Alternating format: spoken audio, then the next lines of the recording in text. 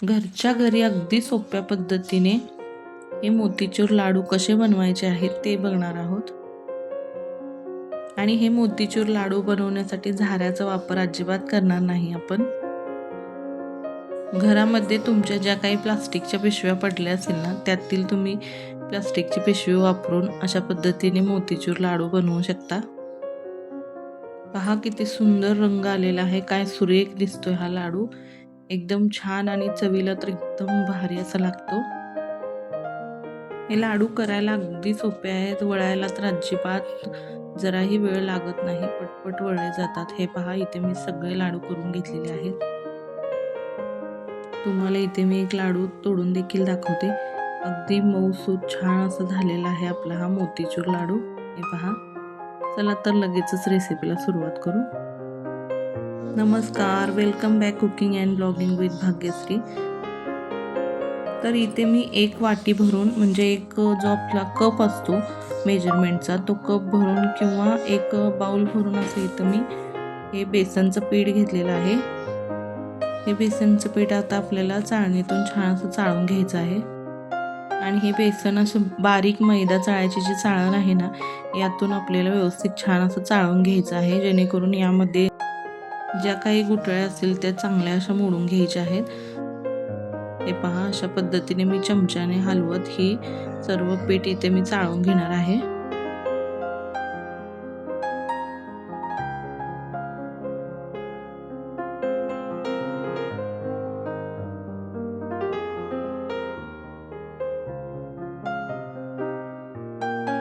आणि हे पहा, इथे आपलं पीठ छान असं चाळून झालेलं आहे. आता पाणी घालून आपल्याला हे पीठ छान असं फेटून घ्यायचं आहे. तर मी ज्या वाटीने पीठ मोजून घेतलं होतं त्या वाटीनेच एक वाटी भरून पाणी घेत आहे. आणि एकदमच एवढं सगळं पाणी नाही टाकायचं आपल्याला. पहिल्यांदा आपण अर्धी वाटी टाकणार आहे, परत लागेल तसं आपण हे पाणी वाढवू शकतो. आता अर्धी वाटी टाकून घेतलेलं आहे. हे पीठ आपण छान यामध्ये मिक्स करूया. पाणी घालत असताना यातील सगळ्या गुठळ्या मोडून घ्यायच्या आहेत. पीठ एकसारखं छान असं फेटून घ्यायचं आहे. आता हे छान असं मिक्स करून घेऊया. एकसारखं बॅटर झालं पाहिजे आपलं. आणि हे आता घट्ट आहे, त्यामुळे मी आणखीन थोडंसं पाणी वाढवते आहे. आता हे सारखं असं फेटून घ्यायचं आहे एकसारखं, आणि यातील सगळ्या गुठळ्या मोडून घ्यायच्या आहेत. आता हे पहा, वरून आपण जेवढं पाणी घेतलं, अर्धी वाटी पहिल्यांदा घेतलं आणि परत एक थोडंसं, म्हणजे असं पाऊण वाटी पाणी मी वापरलेलं आहे. आणि एवढं पाणी आपलं शिल्लक राहिलेलं आहे. तुम्ही पिठाची कन्सिस्टन्सी पाहू शकता. हे पहा, तुम्हाला मी इथे चमच्याने दाखवते.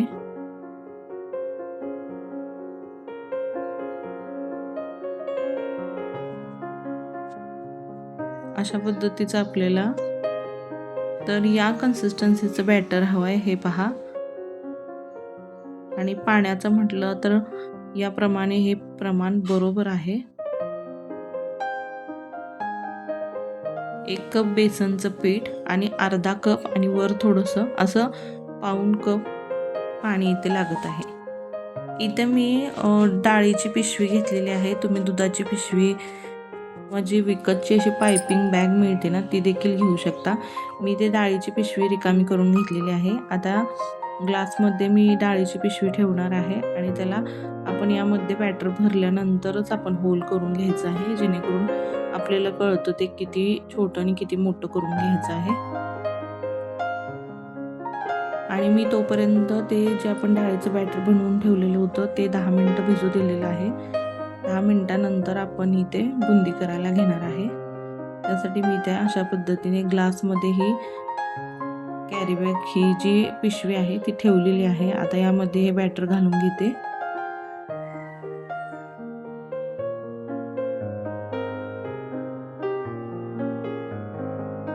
तर हे पहा, इथे एकसारखं हे पीठ आपल्याला खाली असं घालून घ्यायचं आहे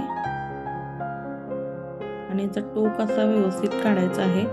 नंतर आपल्याला इथं जितकं छोटं पाहिजे तितकं छोटंसं आपल्याला छिद्र करून घ्यायचं आहे, जेणेकरून आपली ही मोतीचूरच्या लाडूची बुंदी एकदम छान बारीक पडणार आहे. म्हणजे थोडंसं टोक कट करून घ्यायचं.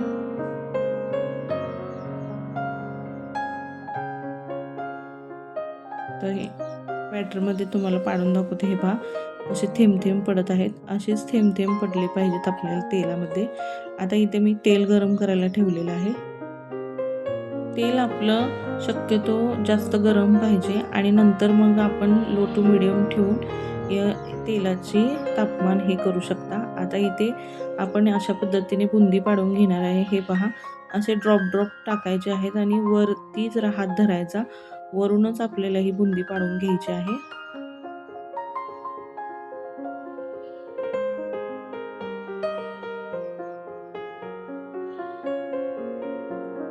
हे पहा एकसारखी बुंदी आपली अशा पद्धतीने पडत आहे. एकदम छान अशी सुरेख इथे बुंदी आपली पडत आहे. आता तुम्हाला आणखीन एक दुसरी ट्रिक सांगणार आहे, जेणेकरून तुम्हाला ही बुंदी एकदम फास्ट अशी पडली जाईल.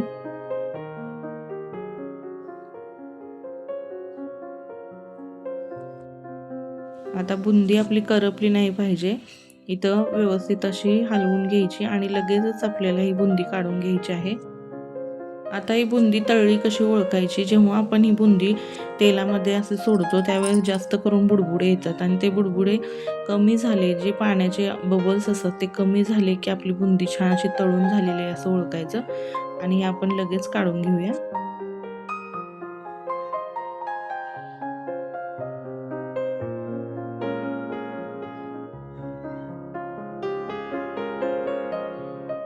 तुम्ही देखील अशा प्रकारे गाळणी घेऊ शकता किंवा झाऱ्याने देखील काढू शकता. आता इथे सर्व बुंदी काढून घेतलेली आहे. आता मी दुसऱ्यांदा आणखीन एक पद्धत दाखवते तुम्हाला. आता इथे तेल छान तापलेलं आहे. आता त्या पायपिंग बॅगमधने असं पूर्ण अशी धार अशी सोडल्यागत करायची आणि आपला हात असा हलवत राहायचा, जेणेकरून ही अशी लांब लांब अशी जी शेवेसारखी बुंदी असते ती देखील पडली जाते.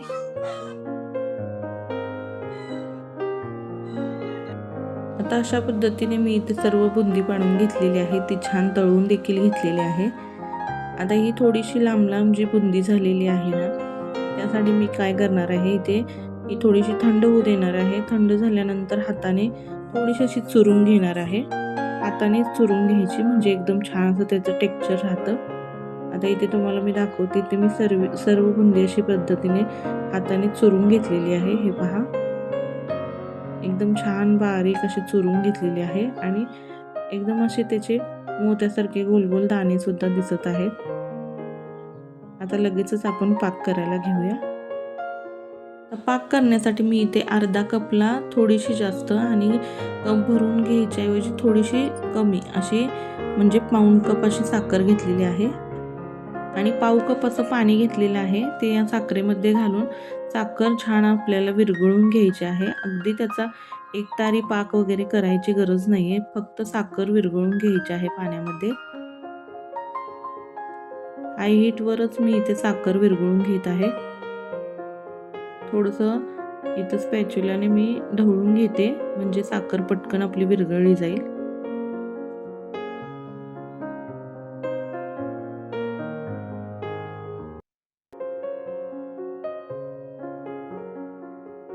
आणि जेव्हा मी बुंदी करत होते, बुंदीचं जेव्हा मी बॅटर तयार केलं त्यावेळेस फूड कलर वापरला नव्हता.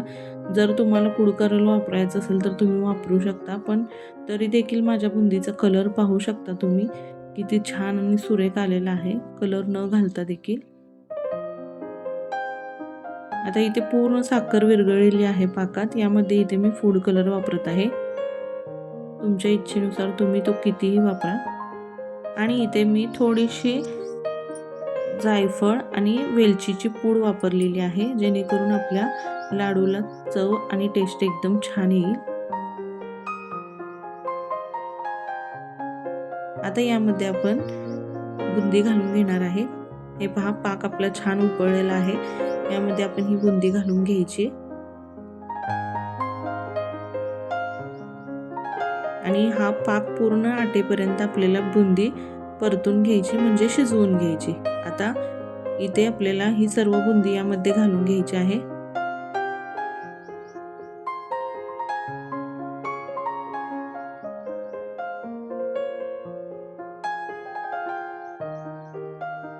तुम्ही याच स्टेजला यामध्ये तूप देखील घालू शकता, म्हणजे तुपात तळल्यासारखा याला फ्लेवर येईल.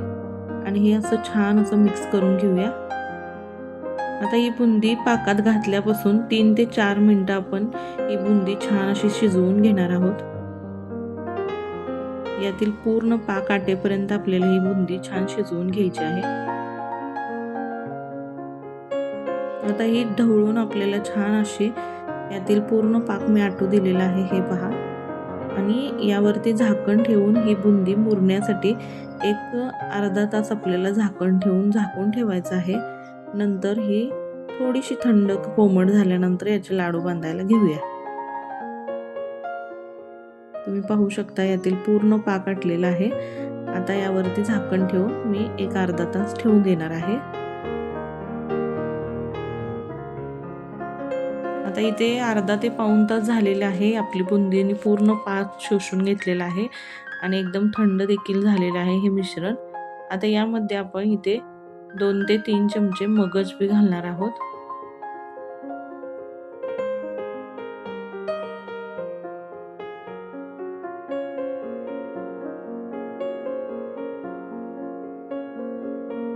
आता हे मगज बी सगळीकडे व्यवस्थित लावून घेऊया आणि मस्त असं मिश्रण तयार झालेलं आहे. इथे आपण लगेचच याचे लाडू वळायला घेणार आहोत.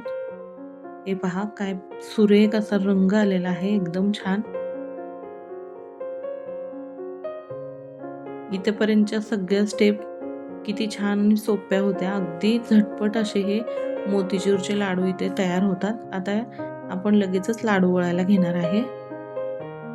आता या लाडूची गंमत सांगते तुम्हाला. बुंदीचं जरी हा मोतीचूर बुंदीचा जरी लाडू असला तरी याला अजिबात जास्त प्रेस करायचं नाही, जास्त दाबायचं नाही. हलक्या हाताने याचे लाडू वळले जातात आणि करायलाही अगदी सोपे आहेत. लगेचच आकार धरून आपल्याला हे असे छोटे छोटे गोल लाडू करता येतात.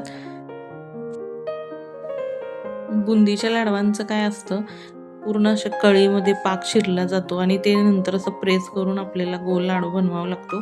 तसे मोतीचूरच्या लाडूमध्ये अगदी सहज हलक्या हाताने हे लाडू वळले जातात आणि पटकन तयार होतात. हे पहा तुम्ही. चला तर मी अशा पद्धतीने ते सगळे लाडू वळून घेते. तर इथे सगळे असे लाडू या प्रमाणात आपण जेवढं बेसन घेतलेलं आहे तेवढ्या प्रमाणात इथे छोट्या छोट्या मध्यम आकाराचे 22 लाडू तयार झालेले आहेत. हे पहा तुम्ही पाहू शकता.